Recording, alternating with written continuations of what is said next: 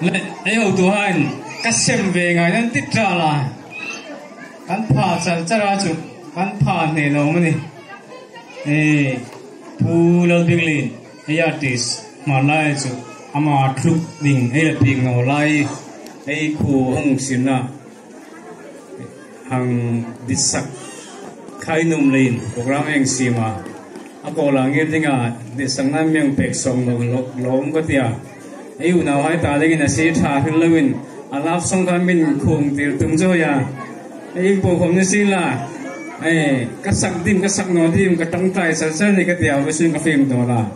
thì bộ không như xin là với khát châu các xem về ngày là với khát châu sắc cái điều vậy chứ tâm sắc nó này này các xem về ngày nó đi chứ